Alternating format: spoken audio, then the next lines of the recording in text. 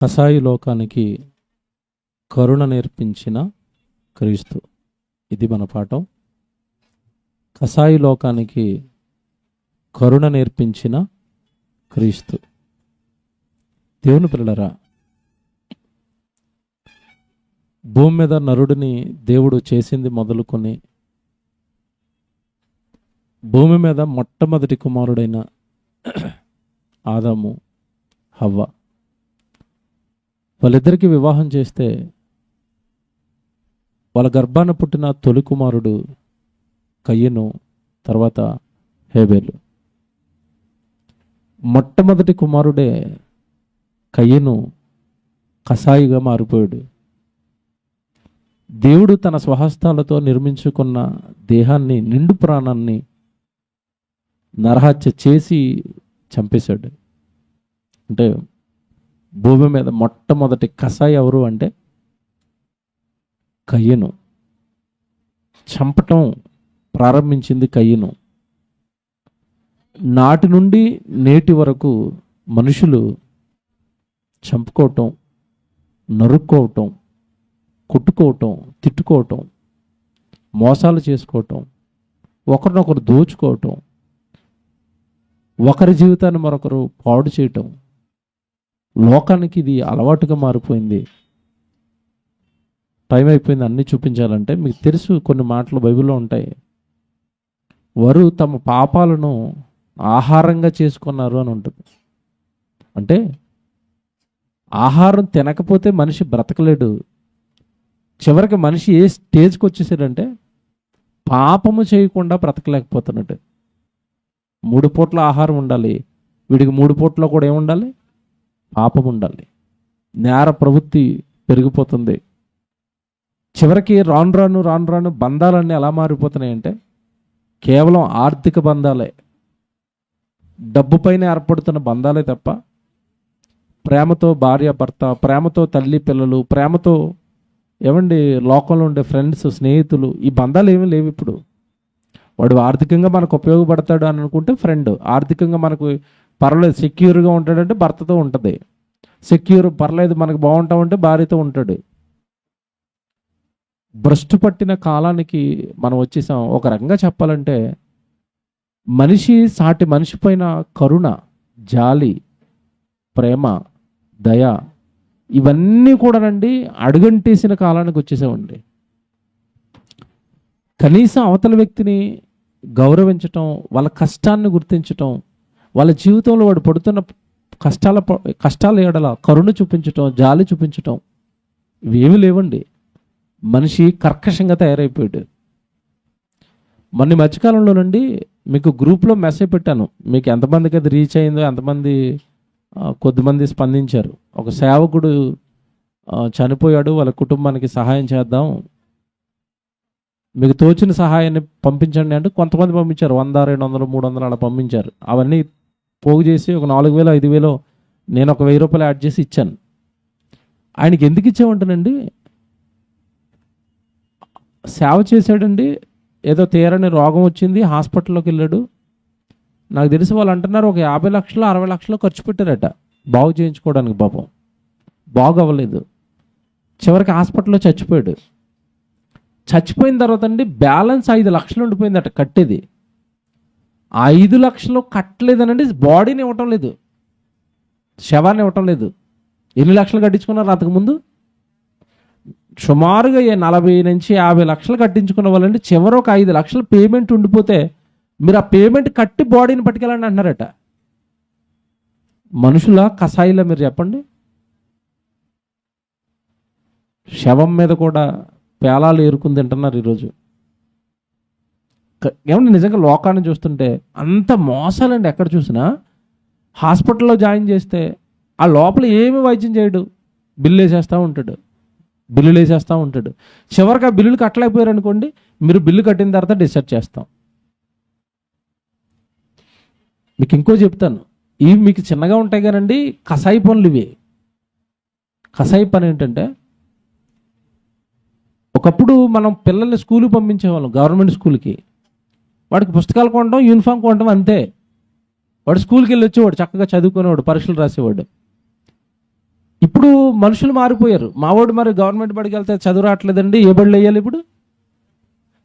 Private బడిలో వేయాలి, వాళ్ళకి వేలకు వేలు కట్టాలి, అప్పుడు వీళ్ళు మనశ్శాంతిగా ఉంటారు.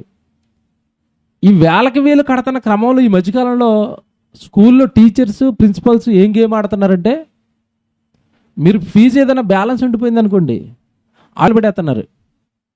అక్కడి నుంచి ఫోన్ చేస్తున్నారండి వాళ్ళ పేరెంట్స్కి, డాడీ నువ్వు ఫీజు కట్టలేదట కదా, నన్ను ఎగ్జామ్ రానివ్వట్లేదు, బయట నుంచి చూపెట్టారు.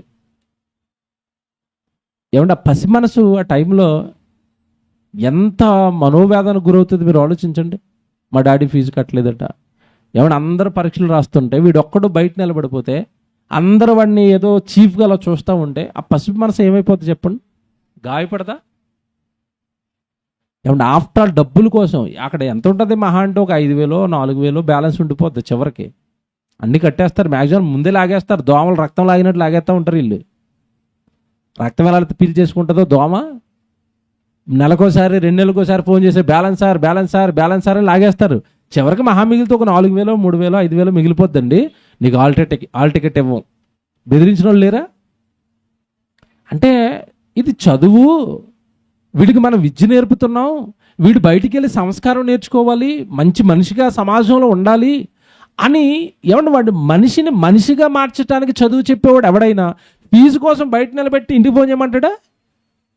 అంటే ఆడు మైండ్లో ఏం పడుతుంది? పసి మైండ్లో ఇంతకాలం మన ప్రిన్సిపాల్ మంచోళ్ళు అనుకున్నాం, వీడు డబ్బు పిచ్చోడా అనుకుంటాడు. ఆ తర్వాత నుంచి వాడు ఏ మంచి చెప్పినా చాలేరా నీ మంచి, నాకు నువ్వే కసాయుడివి. చెప్తున్నాను సొసైటీ ఎక్కడ దెబ్బతిన్నదో. విద్యా వ్యవస్థ మొదలుకొని వైద్య వ్యవస్థ మొదలుకొని మీరు ఏ వ్యవస్థనైనా తీసుకోండి, దేంతో నిండిపోయింది ఇప్పుడు? డబ్బు. డబ్బు, విలువలు లేవు, ప్రేమలు లేవు. దేవుని పిల్లలారా, మనిషి డబ్బు విషయంలో కసాయిగా మారిపోయాడు, బంధాల విషయంలో కసాయిగా మారిపోయాడు. అసలు నిజంగానండి, ఏటో అసలు పెద్ద పెద్దవన్నీ మన హైదరాబాద్లోనే జరుగుతున్నాయి. నేను లైవ్లో చెప్పడానికి సిగ్గేస్తుంది మా ఊరని చెప్పుకోవడానికి. ప్రసంగాలు చెప్పినప్పుడు ఈ వార్తలు చెప్పాలి.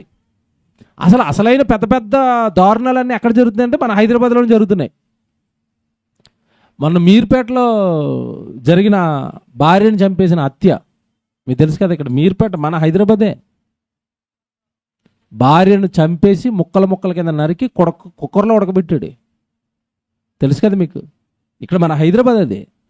అది మర్చిపోకముందే ఇక్కడ పటాన్ చెరువు బీరంగూడ దగ్గర ఒక అమ్మగారు ప్రియుడితో అక్రమ సంబంధం పెట్టుకుని పిల్లలకి పెరుగు అన్నంలో విషం పెట్టి చంపేసింది. 3 పిల్లలండి. అమీన్పూర్ అట, మనకి దగ్గరే. అమీన్పూర్ ఇక్కడే. పెరుగన్నంలో విషం పెట్టి చంపేసిందండి. 3 పిల్లలండి, చాలా బాగున్నారు వాళ్ళు. ఈ సైజు ఒకడు, ఈ సైజు ఒకరు, ఈ సైజు ఒకరు. విషయం ఏంటంటే భర్తను కూడా చంపేయడానికి ప్లాన్ వేసింది. ఆ రోజు వాడికి నూకలుండి ఇంట్లో భోజనం చేయలేదట. మా ఫ్రెండ్ ఎవడో నాకు బిర్యానీ పెడతా అన్నాడు, బయటికి వెళ్ళి బిర్యానీ తిన్నాడు, బతికిపోయాడండి.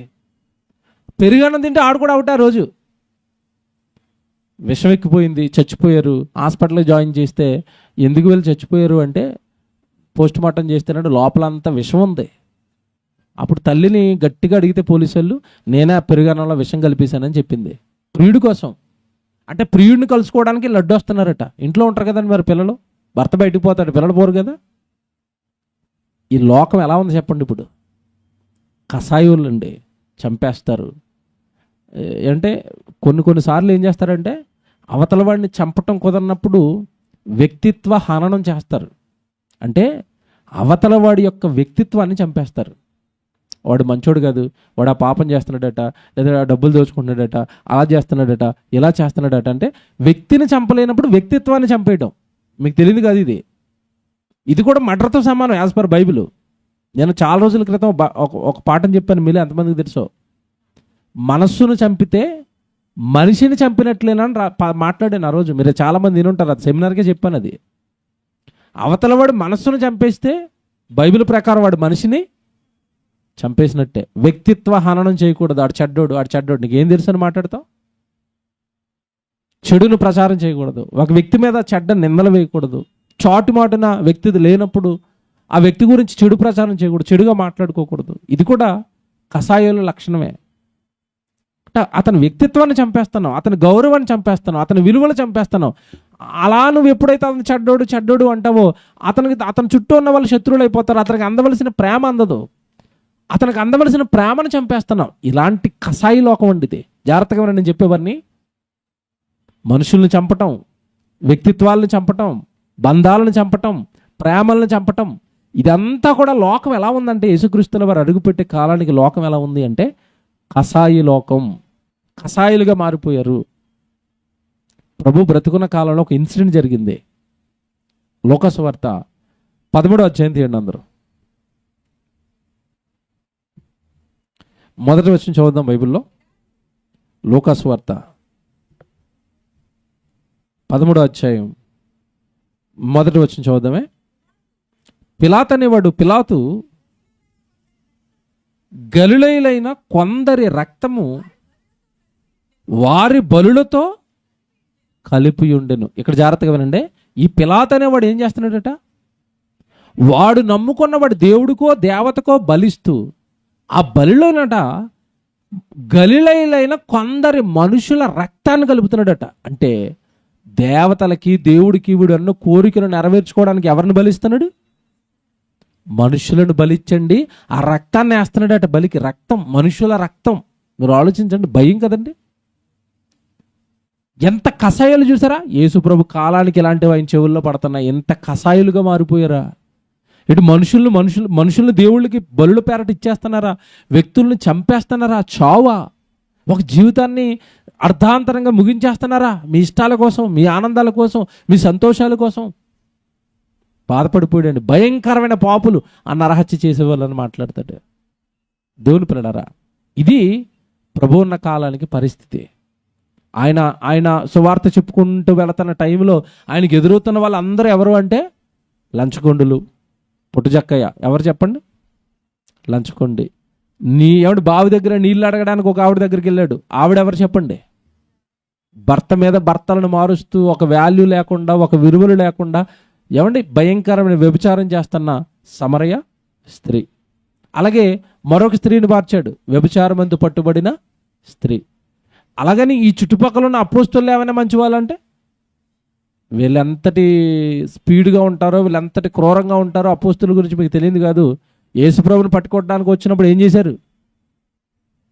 మల్కు అనేవాడు చెవి తెగ నరికారు, బొడ్లో కత్తెట్టుకుని వేస్తారు అంతే. ఆ రోజు వీళ్ళేమైనా మంచులు అనుకుంటున్నారా? బే. ఇక ప్రభు ఈ భూమి మీద బ్రతుకుతున్న కాలానికండి మనిషిగా లేడండి. ఎలా ఉన్నాడంటే కషాయ ఆలోచనలు. తాను, తన కుటుంబం, తన జీవితం బాగుంటే చాలు. అవతలవాడు నాశనమైనా పర్వాలేదు, అవతలవాడిని మనం ఏం చేసినా పర్వాలేదు, అవతలవాడిని ఎన్ని మాట్లాడినా పర్వాలేదు, అవతలవాడి వ్యక్తిత్వాన్ని చంపేసినా పర్వాలేదని భౌతికంగా చంపుతున్నారు, వ్యక్తిత్వంగా చంపుతున్నారు. అసలు ఆ రోజండి ఏ మనిషి యొక్క మనసు కూడా బాగోలేదండి. క్రీస్తు ఈ లోకంలో అడుగుపెట్టే కాలానికి సమాజం, సొసైటీ పరిస్థితి అది. కషాయి లోకం, జాలి దయ లేని లోకం. ఇలాంటి లోకంలో క్రీస్తు అడుగుపెట్టి ఒక మాట చెప్పాడు. నిజంగా మాట అండి. ప్రపంచానికి ఈయన తప్ప ఇలాంటి మాట పలికిన ఆయన మరొకడు లేడు. నెక్స్ట్, పలికిన ఆ మాటలను నెరవేర్చిన వ్యక్తి కూడా మరొకడు లేడు. నిన్న మొన్న పోస్టర్ దింపాను, మీరు ఎంతమంది చూశారు? ప్రపంచంలో గొప్ప గొప్ప మాటలు చెప్పిన వాళ్ళు చాలామంది ఉన్నారు, కానీ గొప్పగా బ్రతికింది మాత్రం యేసుక్రీస్తు ఒక్కడే. అంతే కదండి. గొప్ప గొప్ప కవితలు రాసిన వాళ్ళు ఉన్నారు, పోయములు రాసిన వాళ్ళు ఉన్నారు, ప్రసంగాలు చేసిన వాళ్ళు ఉన్నారు గొప్పగా. కానీ ఆ చెప్పిన మాటల ప్రకారం వాళ్ళు బ్రతికారా? ఎన్టీఆర్ గారు బతికుండగా ఒక మాట అనేవాడు, మీరు ఎంతమందికి తెలుసు? నా శరీరంలో ఉన్న ప్రతి రక్తపు బొట్టు నా తెలుగువాడి గౌరవానికి వాడతానన్నాడు. రక్తం ఇచ్చేస్తానన్నాడు తెలుగుల కోసం. ఇచ్చాడా? సీఎం అయిపోగానే ఈ చుట్టూ గనమెలను ఎట్టేసుకున్నాడు. ఏ రక్తం ఇస్తానన్ను? గనమెలను ఎందుకు ఎట్టుకున్నావు? ఎవడన్నా రక్తం కిందకి లాగేస్తాడేమో నన్ను కాల్చేసి. ఇలా డైలాగ్ వేసిన వాళ్ళు చాలామంది ఉన్నారు. డైలాగ్ వేయటం ఏముంది? బాగా మంచి పోయిటరీ మీద గ్రిప్ ఉంటే, నాలుక స్వరం బాగుంటే మనం ఏం చెప్పొచ్చు? పోయిటరీ చెప్పొచ్చు, మంచి మాటలు 100 చెప్పొచ్చు. చెప్పిన మాట ప్రకారం బ్రతుకుతావా? బ్రతకగలవా? బ్రతికింది ఎవరో తెలుసా? క్రీస్తు. ఏం చెప్పాడు తెలుసండి? కషాయాలుగా ఉండిపోయిన లోకానికి ఆయన బోధ ప్రారంభంలో ఏమని ప్రారంభించాడు తెలుసా? నిజంగా మీరు చాలాసార్లు చదివినట్టు ఉంటుంది, కానీ ఒకసారి ఆ మాటను క్షుణ్ణంగా ఆలోచిస్తారండి. కసాయులుగా మారిపోయారు కనుకే ఇలాంటి మాటలు మొట్టమొదటిలోనే ఆయన ప్రయోగించాల్సి వచ్చింది. లూకాసు వార్త 6వ అధ్యాయానికి రండి. లూకాసు వార్త 6వ అధ్యాయం 35 నుంచి చదువుదాం. లూకాసు వార్త 6వ అధ్యాయం 35. మీరైతే ఎట్టి వారిని గూర్చి అయినను నిరాశ చేసుకొనక. ఏమంటే ఇక్కడ మీరు ఏమంటున్నాడు తెలుసా? ఆయన 35లో మీరైతే కసాయిలుగా ఉండిపోయింది లోకం. నేను వచ్చి మిమ్మల్ని స్పెషల్గా నా దగ్గరికి నడిపించాను కదా, మీరు క్రైస్తవులు కదా, నన్ను విశ్వసిస్తున్న వాళ్ళు కదా. మీరైతే పర్టికులర్గా మీ గురించి చెప్తున్నా, లోకాన్ని వదిలేయండి, పక్కనెట్టండి, వాళ్ళని చూడకండి, మీరు నా మాట వినండి. మీరైతే ఎట్టి వారిని గూర్చి అయినను నిరాశ చేసుకొనక. అంటే అర్థం ఏంటి? నిరాశ చేసుకోవద్దంటే అర్థం ఏంటి? ఏంటో చెప్పనా? నిజాలు మాట్లాడుకుందాం, ఎవరు బాధపడకండి. మనం ఎవరితోనైనా బంధం ఏర్పాటు చేసుకున్న తొలినాళ్ళలో, ఫ్రెండ్షిప్, ఆత్మీయ బంధము, సహోదర ప్రేమ ఏర్పాటు చేసుకున్న తొలినాళ్ళలో మనకు ఎలా ఉంటుందంటే, ఫస్ట్ అటెంప్ట్లో మనం స్నేహం చేస్తున్నామంటేనో, మన బంధం కలుపుతున్నామంటేనో అవతల వాడి మీద మనకు ఒక ఏమంటారు అంచనా ఉంటుంది, ఎక్స్పెక్టేషన్స్ ఉంటాయి. ఏమని? ఇతను ఏదో మంచోడు కనుక నేను అతనితో ఏం చేస్తున్నాను, స్నేహం చేస్తున్నాను, బంధం కలిపాను, మాట్లాడుతున్నాను. జాగ్రత్తగా వినాలి. ఈ బంధం దగ్గర పడిన తర్వాత, ఈ బంధం కాస్త దగ్గరైన తర్వాత లోకంలో ఒక సామెత ఉంటుంది, దూరపు కొండలు ఎలా ఉంటాయి? నునుపుగా ఉంటాయి. దగ్గరికి వెళ్తే ఏం కనపడతాయి? రాళ్ళు గుంతలు కనబడతాయి. జాగ్రత్తగా వినండి. దూరంగా ఉన్నప్పుడు ఈ బంధం ఎలా ఉంటుందంటే, అబ్బా అతను సూపర్ అనుకుని ఇతను అనుకుంటాడు, ఇతను సూపర్ అని అతను అనుకుంటాడు. వీళ్ళు కాస్త దగ్గరైన తర్వాత అతనిలో ఉన్న గుంతలు ఇతను కనబడతాయి, ఇతనిలో ఉన్న గుంతలు అతను కనబడతాయి. అప్పుడు ఏమనుకుంటారు చెప్పండి? ఏదో మంచోడని ఎక్స్పెక్ట్ చేసాం కానీ అవ్వదండి, ఇతను మార్చేసి ఇంకొకరిని ఫ్రెండ్షిప్ చేద్దాం అంటే అతనిలో ఉన్న చిన్న లోపం తెలియగానే మనలో ఏమొచ్చింది? ఏం పట్టాడండి యేసుప్రభు. మీరు ఎవరిని గూర్చి అయినను మీరేం చెందకూడదట, నిరాశ చేసుకోనకంటే అర్థం ఏంటంటే, వాళ్ళలో ఏదో బలహీనత ఉందని నువ్వు నిరాశపడిపోయి వాడిని ప్రేమించటం మానేకు, వాడితో మాట్లాడటం మానేకు, వాడితో నీ బంధాన్ని కట్ చేసుకోకు. బాగా వినాలి, ఇది ఎంత బాగుంటుందండి సొసైటీ దేవుడు మాటలు అర్థమైతే. నువ్వు నీలో మంచి ఉంది కదా, అతనిలో లోపం కనిపెట్టావు, అతనిలో ఏదో నీకు తెలియని వీక్నెస్ కనిపెట్టావు, నువ్వు మంచోడు కదా, అతనుకున్న వీక్నెస్ విషయంలో నువ్వు బలంగా ఉన్నావు. జాగ్రత్తగా వినాలి, ఇది జాగ్రత్తగా వినాలి. ఒక ఉదాహరణ చెప్తాను మీకు అర్థం కావడానికి. వీళ్ళిద్దరు ఫ్రెండ్షిప్ చేసిన తొలినాళ్ళలో ఏమనుకుంటారంటే ఇద్దరు మంచోళ్ళు అనుకుంటారు. ఫ్రెండ్షిప్ చేసిన తర్వాత అవతలోడు కొంచెం ప్రతిదానికి అతిగా మాట్లాడుతున్నాడు. అతిగా మాట్లాడటం వల్ల కొంచెం నువ్వు ఇబ్బంది పడవచ్చు, చుట్టుపక్కల వాళ్ళు ఇబ్బంది పడవచ్చు. అప్పుడు ఏమనుకుంటావంటే, మంచోడని జాయింట్ పెట్టానండి, ఇతను ఓవర్గా మాట్లాడుతున్నాడు కనుక ఈ బంధాన్ని కట్ చేయాలా? అదే కదండి మనం ఆలోచిస్తాం మ్యాక్సిమం. యేసుప్రభు అంటున్నాడు, ఒరే అతను ఎక్కువగా మాట్లాడతాడు, నువ్వు మౌనంగా ఉంటావు కదా, అందుకే మీ ఇద్దరిని కలిపాను. జాగ్రత్తగానండి, యేసుప్రభు చెప్తున్నాను. మీ ఇద్దరిని కలిపింది ఎందుకంటే కొంచెం నీ మౌనాన్ని అడిగిన ఏర్పరా, బంధాన్ని కట్ చేసుకోకురా. ఏం యేసుప్రభు అండి, మతిపోయింది తెలుసా నాకు. మీరు బైబిల్ ఎలా చదువుతారో నాకు తెలియదండి. మత్తయి, మార్కు, లూకా, యోహాను ఏవైతే ఉంటాయో ఈ యేసుప్రభు మాటలు కదా, ఆగి ఆగి ఆగి ఆగి ఆలోచించుకుంటాను. ఈయనేదో చెప్తున్నాడు. మీకు చాలాసార్లు చెప్పాను, ఈ 4 సువార్తల్లో ఉన్నవి యేసుప్రభు చేసిన ప్రసంగాలని మీరు అనుకుంటారు. కాదు, ప్రసంగానికి ఆయన పెట్టిన టైటిల్ అవి. ప్రసంగం లోపల ఉంది. ఈ 4 సువార్తల్లో కనబడుతున్నవన్నీ యేసుప్రభు చేసిన ప్రసంగానికి టైటిల్స్ అవి. ఎందుకంటే ఆయన చేసినవన్నీ చెప్పాలంటే రాయబడిన గ్రంథాలకి భూలోకమైనను అంటే మీకు ఏమర్థం అవ్వాలి? ఓహో ఇది టైటిలా, విషయం లేదా? టైటిల్ పట్టుకుని గంట సేపు ఇంటే ఏమొస్తుంది? బైబిల్ చెప్పిన ఆ ప్రవక్త ఎవరు? పొద్దున్న చెప్పాను కదా, చదువుకుంటే మీకు ఏమర్థమైంది? ఎవరో మాకెందుకు. గంట సేపు వింటే ఆ ప్రవక్త అని మోషే గారు చెప్పారా, అది యేసుప్రభు క్లారిటీ వచ్చిందా? అలాగే యేసుప్రభు మాట్లాడుతున్న ప్రతి మాట టైటిల్. అది ప్రసంగం నువ్వు ఆలోచిస్తే గంట సేపు ప్రసంగం ఉంటుంది ఆ మాటలో. మీకు అర్థమైందా? ప్రభు ఈ భూమి మీద బ్రతికున్న కాలానికి మనుషుల యొక్క మైండ్ సెట్లు బాగలేదు. ఎవడని చూసాను నేను రాసిన ఈడు మంచోడు కదా, ఆడు మంచోడు, కట్ చేసుకున్నారట, ఏమన్నా విడిపోతున్నారట, ఒకడినొకటి దుమ్మెత్తి పోసుకున్నారట, ఒకటి గౌరవం ఒకటి తీసుకున్నారట. కాదురా, కాదు, తప్పిది. అది కషాయాలు చేసే మనిషి. ఏమండి ఇప్పుడు నేను ఈ రెఫరెన్స్ ఎందుకు ఎత్తుకున్నా చెప్తాను. నేను కట్టుకోయిన దగ్గరికి ఒక ఆవునో కోడినో మేకనో నీకు సంబంధించిన జంతువుని అమ్మడానికి వెళ్ళావనుకోండి, వెంటనే కొనేసుకుంటాడా, పరీక్షిస్తాడా? ఏం పరీక్షిస్తాడు? ఇది కొనుక్కున్న తర్వాత నేను మాంసంగా చేసి అమ్ముకుంటే ఇది సరిపోద్దా లేదని ఆలోచిస్తాడు. అవునా? పరీక్షలన్నీ చేసేది ఏం చేస్తాడు? ఆ మేకని తీసుకుంటాడు. సరిపోలేదు అనుకోండి, ఆ మేకను ఏం చేస్తాడు? లేదా ఆ జంతువుని ఏం చేస్తాడు? వదిలేస్తాడు. కసాయుడు ఆడికి బాగుంటేనే తీసుకుంటాడు, బాగోకపోతే అవసరం లేదు. కటికోడు అలాగే ఉంటాడు. జాలి దయ ఏమి ఉండవు. వాడికి అవసరమైతే చిన్న జంతువుని చంపేస్తాడు, అవసరం లేకపోతే ముదిరిపోయిన పెద్దదానైనా చంపేస్తాడు. కొన్నిసార్లు అది జబ్బు వచ్చి చచ్చిపోయిందనన్నా సరే, డబ్బుల కోసం జబ్బుతో చచ్చిపోయిందని కూడా అమ్మేసి డబ్బు చేసుకుంటాడు. ఎందుకు? అతని పేరు కూడా కరెక్ట్గా పెట్టారు. ఎవరు అతను? కసాయుడండి. జాలి దయ ప్రేమ ఉండదండి. మరి నీకే ఉండాలి? క్రీస్తుని ధరించి నీకే ఉండాలి. ఏమంటే ఇప్పటి నుంచో ఈ రోజు నుంచి మీరు అందరూ ఒకటి జ్ఞాపకం పెట్టుకోండి, దయచేసి అందరికీ చెప్తున్నాను. ఎవరి గురించి ఒక్క నెగిటివ్ మాట కూడా మాట్లాడకండి. ఎవరి గురించి, అది ఎవరి గురించి కూడా, అసలు ప్రపంచంలోనే ఎవరి గురించి తప్పుడు మాట మాట్లాడకండి. అతనిలో లోపాలు పబ్లిక్గా డిస్కస్ చేయకండి. అది యేసు ప్రభువుకి నచ్చదు. మళ్ళీ చెప్తున్నాను, అలా నువ్వు మాట్లాడేవా నువ్వు అసలు నచ్చవు దేవుడికి. ఇది బాగా చెప్తాను చూడండి. అదే చదువుతాను మళ్ళా 35. మీరైతే ఎట్టి వారిని గూర్చి అయినను, అది అంటలేదు, ఎలాంటోడైనా నీకు అనవసరం అంటున్నాడు ఆయన.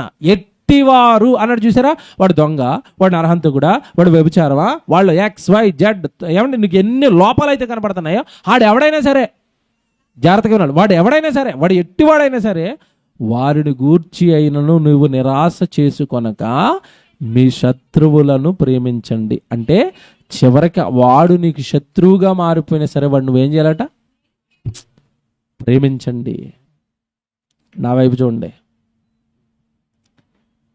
నా వైపు చూడండి. ప్రేమించటం అంటే ఏంటో నాకు చెప్పాలా? చెప్పండి. ప్రేమకు అర్థం ఏంటి బైబిల్ ప్రకారం? నేను మిమ్మల్ని ప్రేమించాను, మీ నిమిత్తం నా ప్రాణం పెట్టాను. దీనివల్ల ప్రేమ ఎట్టిదని మీరు, అంతేనా? ప్రేమకు డెఫినేషన్, బైబిల్ ఇచ్చిన డెఫినేషన్. ఇప్పుడు జాగ్రత్తగా వినాలి. మీరు మీ శత్రువులను ఏం చేయాలంటున్నాడు? ఎలాగ ప్రేమించడం అంటే నాకు చెప్పాలా? పోనీ నేను శత్రువును ప్రేమించాను అని దేవుడి దగ్గర నువ్వు ఒప్పుకున్నావు, లేదా మనుషుల దగ్గర నువ్వు చెప్తున్నావు. అతను నాకు శత్రువు అండి, నేను అతను ప్రేమిస్తున్నానని చెప్తున్నావు. ప్రేమిస్తున్నానని నువ్వు చెప్పిన నోటి మాటను బట్టి ఎస్ వీడు ప్రేమిస్తున్నాడు అని దేవుడు కన్ఫర్మ్ అయిపోతాడా? అవుతాడా? అవడు. ఇంకా లోపలికి వెళ్దాం. నేను శత్రువును ప్రేమించాను అని మాట చెప్పి మనం ఎలా ఫీల్ అవుతున్నాం అంటే నేను వాడిని ప్రేమిస్తున్నాను అన్నట్టుగా ఫీల్ అవుతున్నావు. కానీ నీ హృదయపు లోపలికి పొరల్లోకి వెళ్తే వాడి మీద ఇంకా నీకు శత్రుత్వమే ఉంది. బాగా ఆలోచించుకోండి. ఎలా చెప్పండి? ఎలాగా? శత్రువుని ప్రేమిస్తున్నాను అన్న, ఏం చేస్తావు? వందనాలు చేసినోడికి నేను ఏం చేస్తాను? ఆడు శత్రువు అయినా సరే నేను వందనాలు చెప్తున్నాను కనుక నేను ఇప్పుడు ఏమన్నాను? శత్రువుని లవర్ని, శత్రువుడికి లవర్ నేను, నా శత్రువుని కూడా ప్రేమిస్తున్నాను. ఏడు వందనాలు చెప్తేనా? వందనాలు చెప్తే ప్రేమించినట్ట? మాట ప్రేమగా 4 మాటలు మాట్లాడిస్తే శత్రువును ప్రేమించేసినట్టేనా? నో. ఇదే డెప్త్. అసలు కరుణించటం ఎలా నేర్పాడో యేసుక్రీస్తు వారు చూపిస్తాను ఈరోజు. కసాయి లోకానికి కరుణ నేర్పించిన క్రీస్తు. నువ్వు శత్రువును కూడా కరుణించాలరా, ప్రేమించాలరా అన్నాడు. దేంతో? మాటలతో నేను శత్రువుని క్షమించానన్నా, మాటలు చెప్పి నేను శత్రువుని ప్రేమిస్తానన్నా. అది ప్రజలు నమ్ముతారు కానీ నేను నమ్మనన్నాడు. తర్వాత మాట చూడండి, అక్కడ ఏమనుందో నేను మళ్ళీ చదువుతానే. మీరైతే ఎట్టి వారిని గూర్చి అయినను నిరాశ చేసుకొనక మీ శత్రువులను ప్రేమించుడి. అయిపోయిందా? నెక్స్ట్ ఏమైనా రాశాడు అక్కడ పక్కన? ఏమని చెప్పండి? అది కామా పెట్టాడంటే అర్థం ఏంటి? శత్రువుని ప్రేమించటంలో ఇంకా అయిపోలేదు బాబు. శత్రువుని ప్రేమించండి, ప్రేమిస్తే పక్కన ఏం చేయాలి? మేలు చేయాలి. ఇప్పుడు చెప్తున్నాను ఆడపిల్లలకి, నీకు ఎవరో శత్రువు కదా, ఆవిడికి 2000 పెట్టి చీర కొనుక్కెళ్ళి పట్టుకెళ్ళి ఇయ్యి. అప్పుడు ఏమనాలి నువ్వు? నేను నా శత్రువుని ఏం చేస్తున్నాను? అప్పుడు అంటాడు యేసు ప్రభు, ఎస్ పాస్ అయిపోయావు నువ్వు అంటాడు. నోటి మాటలతో ఐ లవ్ యూ అంటున్నావు అనుకోండి, ఊరుకోరా లోపలే ఉందో నాకు తెలుసు అంటాడు ఆయన. జాగ్రత్త అండి పాప, నేను ప్రాక్టికల్గా ఆలోచించాను, నేను దొరికిపోతానేమోనని. నేను మనిషినే కదండి, అప్పుడప్పుడు తాకినప్పుడు పెయిన్ వస్తుంది. కొంచెం పెయిన్ వచ్చినప్పుడు ప్రేమించలేమా? నేను చాలా ట్రై చేశాను, నిజంగా చెప్తున్నాను మీకు. ఏదో జాన్సన్ అని చెప్పేవాడు, నాన్న యేసు ప్రభు మాటలు ట్రై చేయి, నువ్వు భక్తుడు అయిపోతావు అన్నాడు. నిజంగా చెప్తున్నాను ఇది. నువ్వు 4 సువార్తలు చదువుకో, ఆయన చెప్పిన ప్రతి మాట ట్రై చేయి, నువ్వు భక్తుడు అవుతావు అన్నాడు. ఇది ట్రై చేయడం చాలా కష్టం అండి. ఏంటి? శత్రువుకి మనకేదో గొడవైంది, ప్రసంగాలు 4-3 గట్టి కొట్టే లోపల చచ్చా ఆయన వద్ద అంటున్నాడు బాబు అని ఆవిడ కనపడి వందనాలండి ఇలాగంటారు. చెయ్యిటు ఉంటుంది, తల ఇటు వందనాలండి. ఇది ప్రేమ? నిజంగా చెప్పండి, ఇది చేసే మనం ఏమైనా ఫీల్ అవుతాం? నాకేం కోపం లేదండి ఇలాగ అంటున్నాను. రాజకీయ నాయకులు ఎడతారు ఇలాగా, ఈ దొంగదానాలు ఇవి. శత్రువుని ప్రేమిస్తే, కసాయిలు కదండి లోకం, కసాయి లోకం కదా, నువ్వు సాటి మనిషినే ప్రేమించలేవు కదా, కరుణ నేర్పిస్తున్నాను అన్న. శత్రువుని ప్రేమిస్తే శత్రువుకి మీరు ఏం చేయాలి? మేలు చెయ్యండి. ఏమంటే నిజంగా మీరు ట్రై చేయండి, వచ్చే ఆనందానికండి మీకు అవధులు ఉండవండి. మళ్ళీ చెప్తున్నాను ఇది, వచ్చే ఆనందానికి అవధులు ఉండవు. శత్రువుని ప్రేమిస్తే వచ్చే ఆనందానికంటే అవధులు ఉండవండి. నేను యేసు ప్రభువులో బతికాను, ఈరోజు కొన్నాను, అతనికి వస్తువు కొన్నాను, లేదా అతనికి ఏదో మేలు చేశాను, అతనికి ఏదో ఉపయోగపడేది చేశాను, అతని జీవితానికి, అతని జీవనోపాధికి సహకరించేది ఏదో చేసేసాను. దేవుని పిల్లలారా, రహస్యంగా ఉండాలి. కొన్ని చెప్పకూడదు, నేను చెప్పలేను, కొన్ని చేశాను, నేను ట్రై చేశాను. ఇవి బాగా ద్వేషిస్తున్న వాడికి బాగా ఉపయోగపడే పని ఒకటి చేశాను నేను. దానివల్ల వచ్చిన ఆనందం అండి అంతా ఇంత కాదు.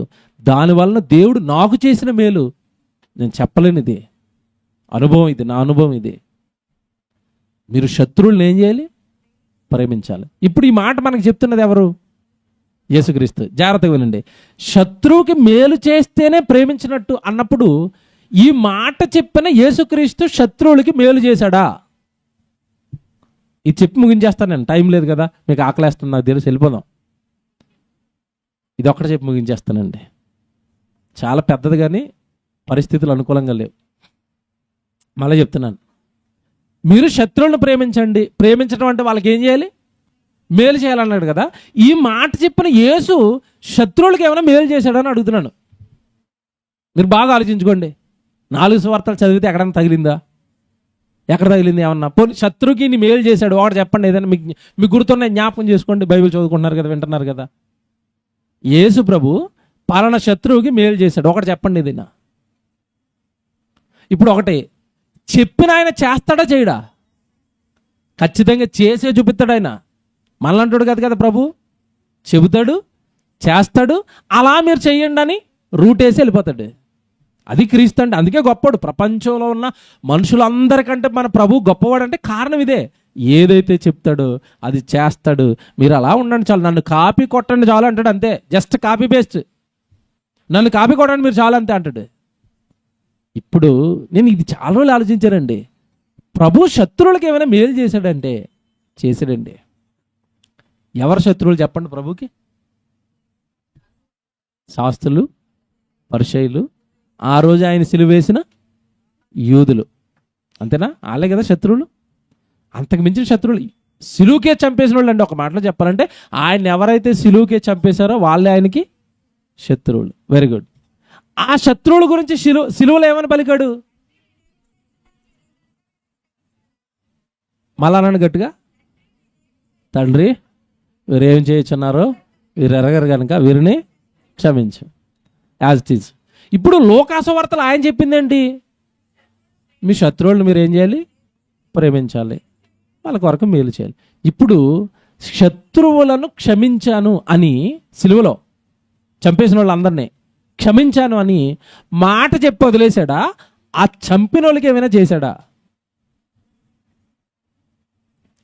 చేశాడు. మీకు చూపిస్తాను, బుర్ర వేడెక్కిపోద్ది ఇది. అమ్మ బాబు ఏంటండి యేసుప్రభు ఇలా ఉన్నాడు? చంపిన వాళ్ళకి మేలు చేశాడు. మీ శత్రువుకు మీరు ఏం చేయాలని చెప్పాడు? ఇందా చదువుకున్న మాటలో మేలు చేయాలి, శత్రువుకు మేలు చేయాలని చెప్పి ఆయన శత్రువులకు ఆయన మేలు చేసి చూపించాడు. ఏం చేశాడు తెలుసా? వెంటనే జరగలేదు, కొంచెం టైం పట్టింది. చాలా పెద్ద మేలు చేశాడు వాళ్ళకి. ఏం మేలు చేశాడు తెలుసా? అపోస్తుల కార్యాలకి రండి, అపోస్తుల కార్యాలు తీయండి. అపోస్తుల కార్యాలు 2వ అధ్యాయానికి రండి అందరూ. ఇది పేతురు గారి ప్రసంగం, మీకు తెలుసు కదా అందరికీ. అపోస్తుల కార్యాలు 2వ అధ్యాయం అనగానే ఎవరి ప్రసంగం? పేతురు గారి ప్రసంగం. ఇందులో 22వ వచనం చదువుదాం ఒకసారి, జాగ్రత్త చదవండి. ఇది అపోస్తుల కార్యాలు 2వ అధ్యాయం 22వ వచనం. ఇశ్రాయేలు వారలారా, ఈ మాటలు వినండి. దేవుడు నజరేయుడగు యేసు చేత అద్భుతములను, మహత్కార్యములను, సూచక క్రియలను మీ మధ్యన చేయించి ఆయనను తన వలన మెప్పు పొందిన వానిగాను మీకు కనబరిచెను. ఇది మీరే ఎరుగుదురు. దేవుడు నిశ్చయించిన సంకల్పమును, ఆయన భవిష్యత్ జ్ఞానమును అనుసరించి అప్పగింపబడిన ఈయనను మీరు ఎక్కడ ఆగండి, ఆ కింద అండర్లైన్ చేసుకోవాలా. దేవుడు నిశ్చయించిన సంకల్పమును, ఆయన భవిష్యత్ జ్ఞానమును అనుసరించి అప్పగింపబడిన ఈయనను మీరు దుష్టుల చేత సిలువ వేయించి చంపితిరి. అంటే ఈ ప్రసంగం ఎవరికి చేస్తున్నాడు? పేతురు గారు ఈ ప్రసంగం ఎవరికి చేస్తున్నాడు? ఏ యూదులల్లు? యేసును చంపిన యూదులిల్లు. Note this point. కేసు వాదించడం ఇప్పుడు. జడ్జి గారు ఈ పాయింట్ నోట్ చేసుకోండి. ఏంటంటే ఇక్కడ ఈ పేతురు గారు ప్రసంగం ఎవరికైతే చేస్తున్నారో ఆ యూదులు ఎవరంటే యేసును చంపిన వాళ్ళు కూడా అక్కడ ఉన్నారు. అందుకే పర్టికులర్గా ఆయన ఏమని ప్రయోగిస్తున్నాడు అక్కడ? పర్టికులర్గా అప్పగింపబడిన ఈయనను మీరు దుష్టుల చేత సిలువ వేయించి చంపించేశారు. దుష్టుల చేత మీరే ఆయన్ని చంపించేశారు. అయితే మరణము ఆయనను బంధించుట అసాధ్యము గనుక దేవుడు మరణ వేదనలు తొలగించి ఆయనను తిరిగి లేపెను. ఇప్పుడు చెప్పండి, ఈ ప్రసంగం ఎవరికి? యేసును సిలువేసిన వాళ్ళు అక్కడ ఉన్నారు. కోడాలతో కొట్టండి రాని కోడాలకు అప్పగించిన వాళ్ళు అక్కడ ఉన్నారు. కొడుతున్నప్పుడు ఒక్కొక్కడికి ఉద్రేకం వస్తే మధ్య మధ్యలో వీళ్ళు కూడా లాడి తీసుకుని వేసారా ఆయన్ని? వేసారా? ఇప్పుడు ఇది జరుగుతుంది కదండి, ఏది యెరూషలేము వీధుల్లో ఊరేగిస్తున్నారా? అప్పుడు ఎవరు పడతాలు కొట్టేశారు కదండి ఆయన్ని సైనికులతో పాటు. అంటే ఎవడికి కోపం ఉందో వాడు కొట్టాడు, ఎవడికి కోపం ఉందో వాడు పిడుగుతులు గుద్దారా, మొహం మీద ఉమ్మేశారు. ఏమంటే యూదుల రాజా అని అవహేళన చేశారు. మొత్తం మీద ఈ చిత్రహింసలు పెట్టి చంపి బాధించి మాటలు పడికిన వాళ్ళు అందరితోనూ యేసుప్రభు చనిపోయి తిరిగి లేచిన తర్వాత అపోస్తలుడు సేవ ప్రారంభించిన తొలినాళ్ళలో ప్రసంగం వాళ్ళకే చేస్తున్నారు. మీరే కదా యేసుప్రభు చంపేశారు, మా యేసుప్రభు చంపేసింది మీరే కదా, బల్లెపోటు పొడిచింది నువ్వే కదా, మొలకిరీటం పెట్టింది నువ్వే కదా, కాల్లో మేకులు వేస్తున్నప్పుడు పక్కన మేకులు అడ్డుకొచ్చింది నువ్వే కదా. సిలువను కేసిన వాళ్ళు, సిలువకు అప్పగించిన వాళ్ళు. జాగ్రత్తగా వినాలి. ఇప్పుడు వీళ్ళకి పేతురు ప్రసంగం చేశాడు, రైట్? పేతురు గారు ప్రసంగం చేసిన తర్వాత ప్రసంగం అంతా విన్న తర్వాత వాళ్ళు ఏం చేశారు? అందులో కొంతమంది ఏమైపోయారు? మారిపోయారు. ఎలా మారారు తెలుసా? ఇప్పుడు చదువుతానే ఒక మాట, ఇలా మీరు చదువుకుంటా వచ్చేస్తే 34కి చదువుదామా? 34. దావీదు పరలోకమునికి ఎక్కిపోలేదు, అయితే అతడు ఇట్లా నేను నీ శత్రువులని పాదముల క్రింద పాదపీఠముగా ఉంచే వరకు నీవు నా కుడి పార్శ్వమున కూర్చుండమని. చూసారా, మీ దావీదు కూడా చెప్పారా, ఆయన్ని మీరు చంపేశారు. ఇప్పుడు ఆల్రెడీ ప్రభు వెళ్ళిపోయి ప్రభు పక్కన కూర్చున్నాడు, తండ్రి అయిన దేవుడు పక్కన సింహాసనం పక్కనే. మీరు చంపిన మా యేసు మీ రక్షకుడు ఇప్పుడు పరలోకంలో కూర్చున్నాడు అని చెప్పారు.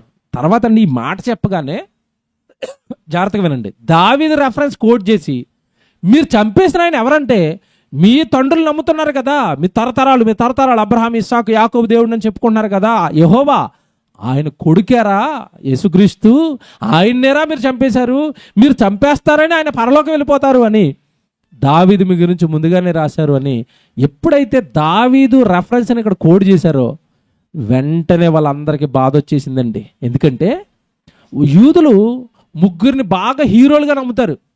ఎవరెవరన్నా తెలుసా? ఒకటి అబ్రహాము, 2 మోషే, 3 దావీదు. వీళ్ళు ముగ్గురే హీరోలు. వాళ్ళకి ప్రవక్తలు ఎంతమంది ఉన్నా వీళ్ళు ముగ్గురేనండి. మొత్తం యూదులకి హీరోలు ఎవరంటే వీళ్ళు ముగ్గురే. అబ్రాహాము మా విశ్వాసులకు తండ్రి, మోషే మా కొరకు వాక్యాలు తెచ్చాడు, దావీదు మా కొరకు యుద్ధాలు చేశాడు. ఇంతే, ఇంకెవరిని పట్టించుకోరు వీళ్ళు. పోయి పోయి పోయి పోయి పేతురు గారిని ఎవరు లాక్కొచ్చాడు బయటికి? మరి మీ దావీదు కీర్తన రాశాడు, మా ప్రభువుని మీరు చంపేస్తారని, అతను కుళ్ళుపట్టనీయుడు అని, అతను తిరిగి లేచిపోతాడని, లేచిపోయి పరలోకంలో ఉంటాడని ముందుగా రాసిన మీరు చంపేశారంటే ఆయన రాసిన దాంట్లో మీరు పాలిభాగస్తులు పాపులైపోయారు, జాగ్రత్త మీ తాట తీసేస్తాడు అన్నాడు. ఇప్పుడు వాళ్ళు ఏమన్నారు చూడండి, కింద 35కి వెళ్ళేసరికి 35లో నీవు కుడిపార్శ్వన కూర్చుండమని ప్రభు నా ప్రభుతో చెప్పిన. నెక్స్ట్ 36, మీరు సిలువ వేసిన ఈ యేసునే, ఇది అండర్లైన్ చేయండి. వీళ్ళు ఏం వేశారట? మీరు సిలువ వేసిన ఈ యేసు, మీరేశారు సిలువ. అంటే ఈ ప్రసంగం వింటున్న వాళ్ళు ఎవరు చెప్పండి? ఎవరు? సిలువేసిన వాళ్ళు అండి. సిలువేసిన వాళ్ళకి ప్రసంగం ఏంటండి? నాకు అర్థమవుతుంది, ఇక్కడ ఆగల. సిలువేసిన వాడికి ప్రసంగం ఎందుకండి? మిమ్మల్ని ఎవడో కొట్టి హాస్పిటల్లో జాయిన్ చేశాడు కోపంతోనే. నెత్తి మీద కొట్టేశాడు, కాలు మీద కొట్టేశాడు, కాలు ఇరిగిపోయింది, బుర్ర పగిలిపోయింది. ఏమంటే మొత్తం మీద ఒంటి నిండా మిమ్మల్ని తుక్కు కింద కొట్టేసిన తర్వాత, మీరంటే పగ కక్ష, కొట్టాడు మిమ్మల్ని. నాడు కొట్టేసి హాస్పిటల్లో పడేసిన తర్వాత, డిశ్చార్జ్ అయిపోయిన తర్వాత, నన్ను కొట్టినోడు ఎక్కడ ఉన్నారో తీసుకెళ్ళరా, ఆడికి ప్రసంగం చేయాలి అంటారా? నిజాలు మాట్లాడుకుందాం అంటారా?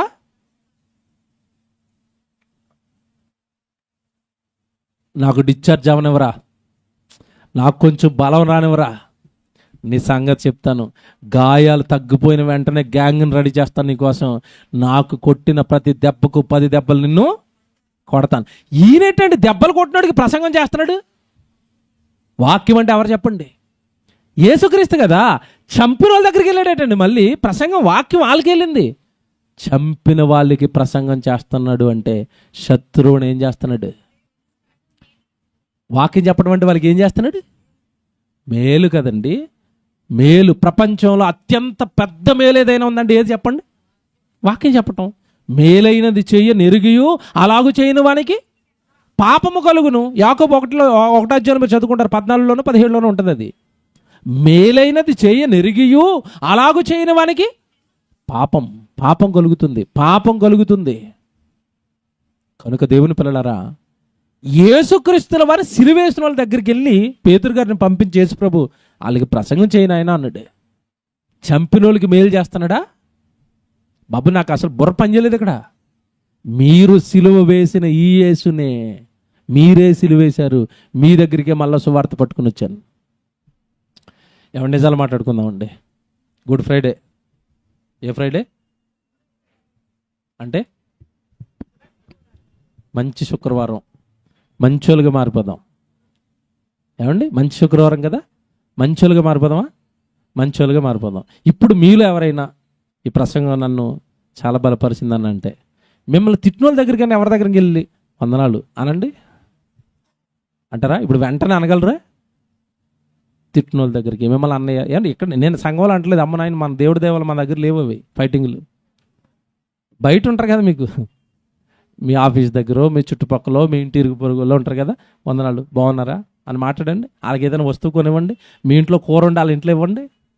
చేయగలరా? శత్రువుకి మేలు చేయగలరా? చేస్తే నీ చుట్టూ ఎప్పుడు కూడా ప్రశాంతమైన వాతావరణం ఉంటుంది. తెలుసా? దుష్టుని ఎదిరింపక నీ కుడి చెంప మీద ఎవడైనా కొడుతుంటే వాడి వైపు ఏం చేయమన్నాడు అంటే, ఆడితో గొడవలు ఆడొద్దురైనా, ఎవరితోనూ గొడవలు వద్దురైనా, మనకి గొడవలు వద్దు ఎవరితోని. ఇప్పుడు ఈ వచ్చిన మీరు ఆలోచిస్తేనండి, ఏంటి చేసిన వాళ్ళకి చేసిన మేలేంటో తెలుసండి? మీరు సిలువ వేసిన ఈ యేసునే దేవుడు ప్రభువుగాను క్రీస్తుగాను నియమించాను. ఇది ఇశ్రాయేలు వంశం అంతా రూఢిగా మీరే కాదు, మీ చంపిన మీరే కాదు, టోటల్ ఇశ్రాయేలు వంశం అంతా రూఢిగా తెలుసుకోవాలి అన్నాడా? తర్వాత చూడండి 37. వారు ఈ మాటలు, వారు అనగానే ఎవరి ఇల్లు? మళ్ళీ అడుగుతున్నాను, యేసు ప్రభుని సిలువకి వేసిన వాళ్ళు ఇల్లు. వారు అనగానే చంపిన వాళ్ళు. వారు ఈ మాటలు విని హృదయములో నొచ్చుకొని, సహోదరులారా మేమేమి చేతుమని పేతురును కడమ అపోస్తులను అడగగా, పేతురు మీరు మారు మనసు పొంది పాపక్షమాపణ నిమిత్తము ప్రతివాడు ఆ, ఆ, ఆ, ఆ. ఆగండి, చాలు. ఇది తెలుసు కదా మీకు కిందకి. వాళ్ళు మారిపోయారు. వెంటనే ఏమైపోయింది? బాప్తిసం జరిగిపోయింది. వాళ్ళ మీదకి ఎవరు వచ్చారు? బాప్తిసం తీసుకున్న వెంటనే పరిశుద్ధాత్మ దేవుడు వచ్చాడు. వాళ్ళందరూ సంఘంలోకి జాయిన్ అయిపోయారు. ఇప్పుడు నేను అడుగుతున్న ప్రశ్న ఏంటంటే, శత్రువుకి మేలు చేయండి అని చెప్పిన దేవుడు యేసుక్రీస్తుల వారు తన శత్రువులకు చేసిన మేలేంటో తెలుసా? వాళ్ళ పాపాలు కడిగేశాడు. కడిగాడా లేదా? పాపాలు కడిగే అధికారం ఎవరి దగ్గర ఉంది? యేసు దగ్గర. ఇప్పుడు ఆయన చంపిన వాళ్ళ పాపాలు కూడా కడిగాడా? కడిగాడు. వాళ్ళకి కూడా పరిశుద్ధాత్మ దేవుడిని ఇచ్చాడా? ఏం యేసుప్రభు అండి, మీకు ఏం అర్థమవుతున్నాడు? యేసుప్రభు, నన్ను సిలువేసినోడు పాపాలు కూడా నేను క్షమిస్తాను, నన్ను సిలువేసినోడిలో కూడా నేను ఎవరిని పంపిస్తాను? పరిశుద్ధాత్మ దేవుడిని పంపిస్తాను. నన్ను సిలువ వేసిన వాడిని కూడా నా సంఘంలో చేర్చుకుంటాను. బాగున్నాడా?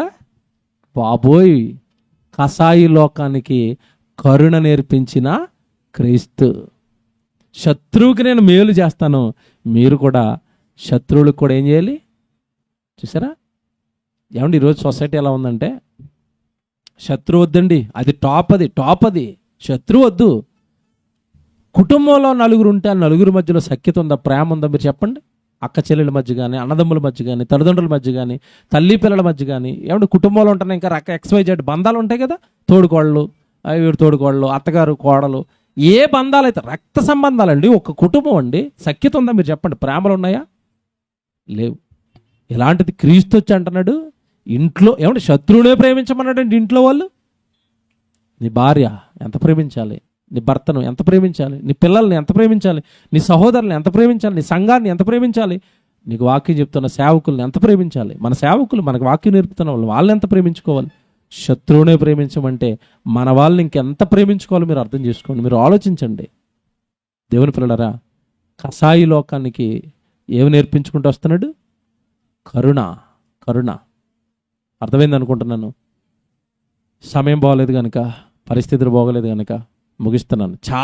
చాలా చూపించాడు ఎలాంటివి. శాంపుల్ కూడా వదిలేను అంతే మీకు. క్రీస్తు చూపించిన కరుణల్లో టాప్ ఇది. ఒకటి వదిలేను మీకు. ఇలాంటి చాలా చేశాడు ఆయన. కనుక దేవుని పిల్లలారా, గుడ్ ఫ్రైడే అని, మంచి శుక్రవారం అని, ప్రభు మా కొరకు చచ్చిపోయాడు అని పండగ చేసుకోవటం, ఏమంటే ఆరాధనకు వచ్చేసి ఏదో మేము ఆరాధనకు వచ్చాం కనుక మేము భక్తులం అయిపోయాం అన్నది కాదు. ఆయన చెప్పిన ప్రతి మాట నువ్వేం చేయాలి? పాటించాలి. అప్పుడు నువ్వు భక్తుడివి, అప్పుడు భక్తురాలివి. ఆయన చెప్పినట్టు చెయ్యి. అప్పుడు నిన్ను ఇష్టపడతాడు, నిన్ను ప్రేమిస్తాడు, నీ కుటుంబాన్ని ఆదరిస్తాడు, నీ వ్యక్తిగత జీవితంలో ఏమైనా లోపాలు ఉంటే సరిచేస్తాడు. ఎందుకంటే నువ్వు ఆయన మాటకు లొంగిపోతున్నప్పుడు, ఆయన మాటల ప్రకారం నువ్వు బ్రతుకుతానన్నప్పుడు నీకు ఖచ్చితంగా ఆయన మేలు చేస్తాడు. శత్రువుకే మేలు చేయండి అని చెప్పిన దేవుడు, నువ్వు ఆయన మాటలకు లోబడితే నీకు మేలు చేయడా? నీ కుటుంబాన్ని బాగు చేయడా? నీ వ్యక్తిగతంగా నువ్వు ఏదో ఇబ్బందులు పడుతుంటే నీ ఇబ్బందులు సరిచేయడం? ప్రేమమయుడండి యేసుప్రభు అంటే. ఏమనుకుంటున్నారో? ప్రేమ. కనుక కసాయి లోకానికి ఏమి నేర్పించడానికి వచ్చాడు? కరుణ. ప్రార్థన చేసుకుందాం.